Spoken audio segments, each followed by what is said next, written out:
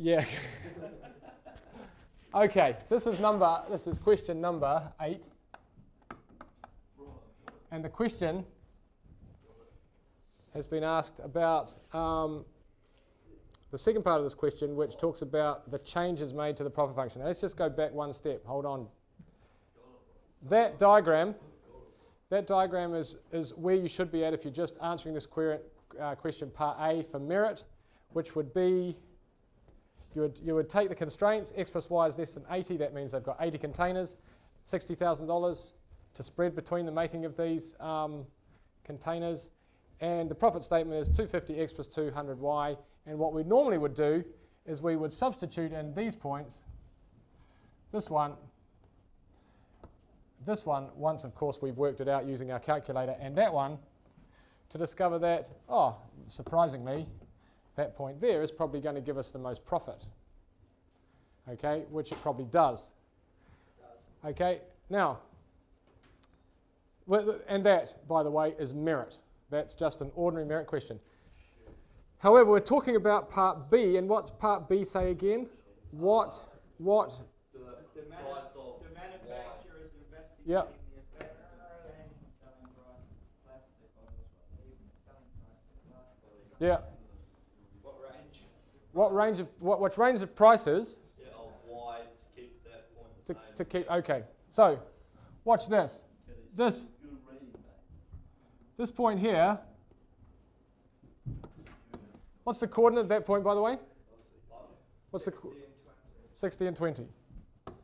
So 60 glass, 20 plastic currently gives us the maximum profit. And the question says, if we take the profit, which is 250x and 200y, and now we take the 200 and we increase it, for what range can the profit on the plastic bottles be so that our 60-20 point, this guy here, remains the winner? Okay? Now, a moving line is what we want here, and I'll show you exactly why that is. Let's create a moving line for the profit statement, 250x plus 200y. Okay, if we rearrange that for y, we get y equals minus 5 over 4 lots of x plus something we don't care about. Okay, 250x over here, divide both sides by 200, negative 250 over 200, which is negative 5 over 4. Let's draw a negative 5 over 4 line on here. Okay, so negative 5 over 4 goes from 100 to 80.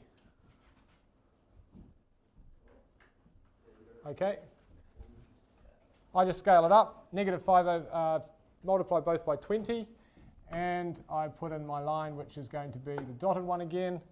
And if I go from here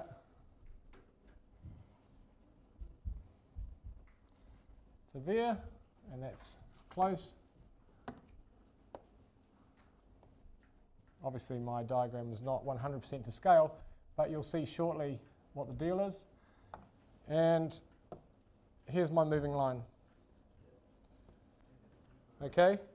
If we were using the moving line method to work out the answer for merit, we'd put that on there, we'd draw it on, and we'd say, well, clearly, the 75 0 point down on the right-hand side is the worst one because that's the first one we get to. And as we push this further out, it's the 0.80 point is the next one, and the furthest we can go is out there, and so therefore that's the winner. Now, the question is, at what point, if we're thinking about the moving line, at what point is the answer to our question not going to be 60-20? Okay? Yes? The gradient's like the same as one of those two lines? Correct. It's when the gradient, that is a marvelously good answer because it's bang on. It's when the moving line gradient of our profit statement matches either that one or that one. If the moving line, if we adjust the y here, if we increase it or decrease it, it's going to change the gradient of our moving line, and if the change causes the moving line to have the same gradient as one of those, then it's going to cause an answer which is basically saying there is now a multitude of possibilities, not just one. In other words, there's your change. So all you have to do is say, well, is to work out the range. What's the gradient of this one here? So you need to keep the top one the same, the -5 Yeah, we'll worry about that later. Let's just work out the gradients that we need. What's the gradient of this red line here? What's the gradient? -1, in fact. Yeah, it's -1. So therefore, how do we get a -1 gradient out of the profit statement? How do we get a -1 gradient out of the profit statement? Change the 200 to 250. So therefore 250, there's our top end. So if we write down here 250, if the profit if this stays the same as the question said, if the 250x is the profit, if we increase the profit of the plastic bottles to match the profit for the glass ones, then our moving line has the same gradient as this top constraint, this one here. Therefore, that's the top end of the range for there to be no change. Okay? We're allowed to go up to, but not including 250. Now, what we need to do is lower this until we're at this gradient here for this line, the second line, which is, what is the gradient of that line there? It goes from 100 down to 75. -4/3. So if we can create -4/3 for this, there's our low end. There, okay? So all we do is we say we want -4/3 to be our gradient, and we've got our gradient is obviously the wrong pen again. What we want, let's forget about the negatives because they're both going to cancel out. So 4/3 or -4/3 is the gradient of this constraint here. Let's get the gradient of this profit function to be 4/3 as well, which means it's going to be 250 over something.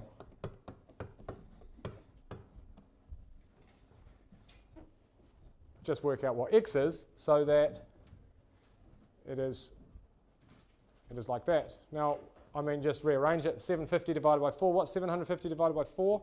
Anybody with a calculator even remotely handy? 750 divided by 4. 187.5. So, thank you. 187.5. So, in summary, that's definitely excellence. Okay? So Jason, anyone else who's likely to get excellence for this? We start with 200. We recognize that the moving line, or you don't even have to draw the moving line because it's about the gradients, but you have to recognize that when the gradient of the profit function matches the gradients of the constraints, that's when everything changes. And 250 gives you one of them, 187.5 gives the other, so therefore the range in which we're allowed is from 187.5 to 250 for the plastic bottles, assuming the 250 for the glass stays as it is. Okay, that's solid excellence standard, okay, because it requires considerable interpretation and appreciation of the gradients of the problem rather than just going through a pretty mechanical process, which is drawing a bunch of straight lines and substituting points. You know, that's pretty average in comparison. George. So the lines that we started off with, those are the properties can be gained using plastic or glass bottles. This one? Yeah. Yeah, the dotted line. No, not the dotted one, the cross ones. The black ones. Yeah. The black ones are the original constraints. Yeah. And they haven't changed. The only thing that's changed in this question is that we're being asked if we were able to change the profit on the plastic bottles. If we could change that, so we're effectively changing only the profit function, which is represented by the moving line. And what we're doing is saying, if our moving line, which lives like this originally, what happens by changing the plastic bottle part, we're effectively doing this to the moving line. We are changing the gradient of it.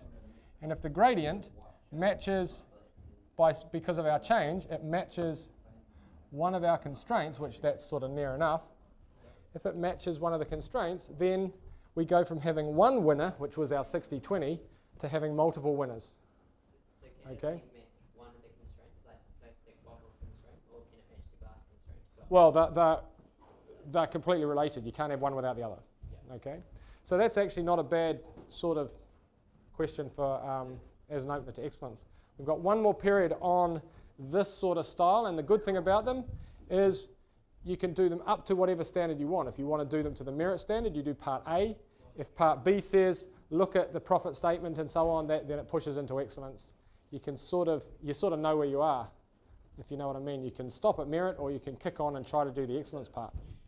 Gentlemen, as always, it has been a pleasure. See you later.